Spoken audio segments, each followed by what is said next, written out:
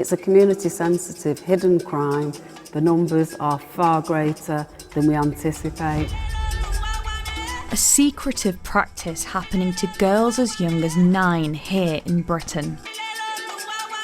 You are not supposed to have breasts at this age. Men will start coming to you to have sex with you. So we are going to iron them. I said, iron them. Difficult to detect, but devastating to the lives of the young girls affected. It's mothers, grandmothers that are the perpetrators. If you can iron them and I'm flat, I'll be ugly and nobody will admire me. You can no longer sit back and say I'm fearful of being labelled racist. But PE, you can't hide yourself because someone decided to mutilate my body.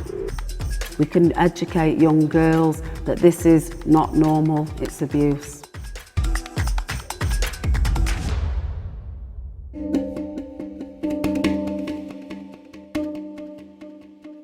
Breast ironing, sometimes known as pounding, flattening or sweeping, is a hidden form of abuse. The practice originates in Cameroon and other countries in West Africa. It involves ironing a girl's chest with hot objects to delay their breasts from growing so she doesn't attract male attention. And whilst many authorities are now familiar with the cultural practice of female genital mutilation, or FGM, where families cut their daughters' genitals, most have never heard of breast ironing. Organisations say they have anecdotal evidence of it happening to dozens of girls every year here in the UK. We've come to Middlesbrough to meet Kanaya. That's not her real name. Her family are Cameroonian and she was breast ironed at 10 years old. Your mom will say, oh no, you see you're growing up, your breasts are beginning to shoot. It will be a shame if I don't iron them. And the men will start coming to you to have sex with you. I still live the pain. Time does not erase that kind of pain. You are not even allowed to cry out. It's like you have brought shame to your family, you are not strong enough. What we need to understand in terms of breast ironing is it's a community-sensitive, hidden crime. Women are not going to speak openly, they're not going to seek help. It's not out there on our government's agenda. I know this is happening because people have divulged it to me. And they've said it's the first time openly that they've ever spoken about what's happened to them. And they felt ashamed. You know, they felt ashamed that it's part of their body, that they should feel proud of. It's not well known. With breast ironing, it's covert, it's hidden. This is done behind closed doors, in secrecy. It's mothers, grandmothers that are the perpetrators. What I hear from women is this is part of a girl becoming a woman. This is a practice carried out by women on women, and the pressure on some mothers to carry on the cultural tradition in the UK can be immense.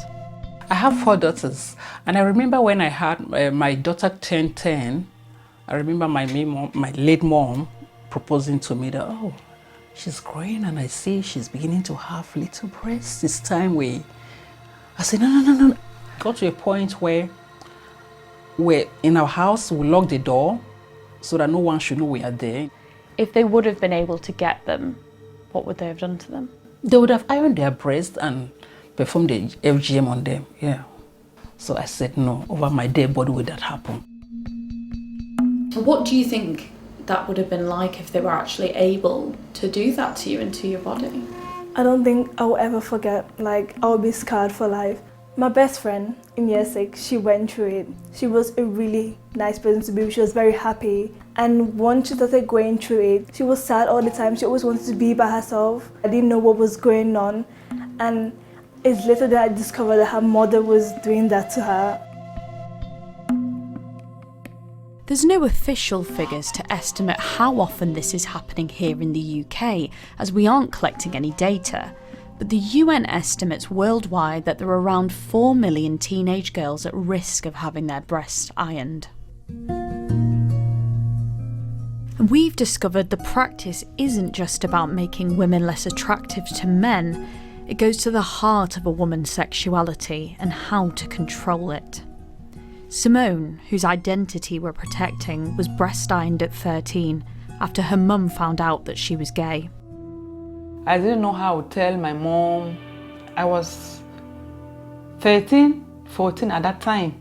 You dare not mention the word you are a lesbian or you are attracted to a girl. It's a taboo. It's a disgrace. It's an outlaw. So when she found out, what was her reaction? It was terrible. She was mad. This is disgraceful. This is a shame.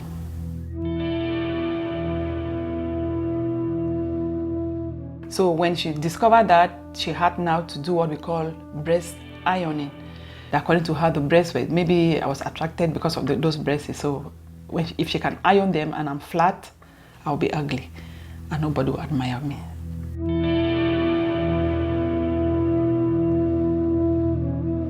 It really, really hurt. And when you're going out, you have this stripe, they take and tie on your breast. At times, you find difficulties in breathing. They really tie. It went on for months. So at that time, I thought maybe I'll never have breasts again.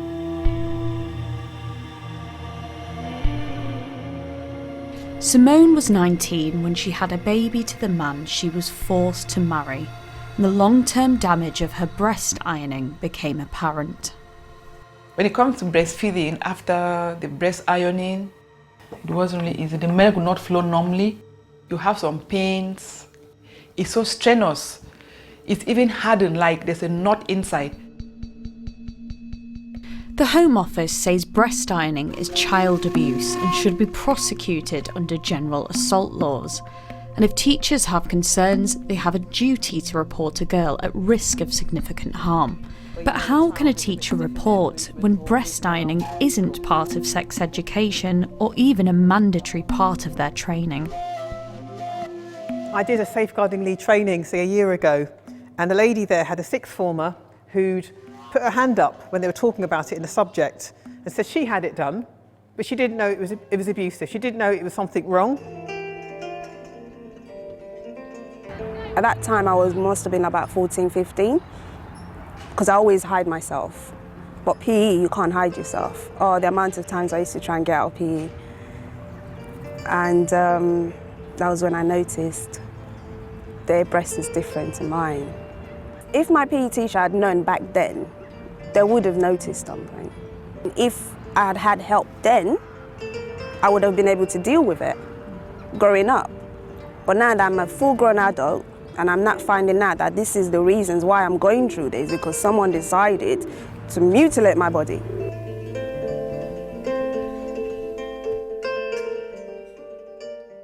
The first thing has to be about education of teachers, people working with young women to make sure that they realise that this is a thing and it's happening here in the UK, and that they should be talking about it and prepared to listen to understand what's going on and to then to advise the young person what action they need to take. But we know it's still very harmful to children. It'll impact on their development. The PE staff might notice something. We would want those staff to feel empowered, to know what to look for, and also to know the routes to make sure that the safeguarding procedures are put in place. There's a real sensitivity amongst staff about how we perceive, how we look at children. And I think there's a fear in staff of them being prosecuted if they notice something irregular going on. So we know about looking out for the signs and indicators of how children... And even with the new legislation coming in, you still culturally have parents who will flatly refuse their children to take part in any kind of PHSE as far as they're concerned. And unfortunately, they're the children sometimes that are most at risk. I've been fighting here in the UK and internationally for FGM for over 34 years. I don't want to see our African women and girls wait 34 years. We can educate young girls that this is not normal, it's abuse.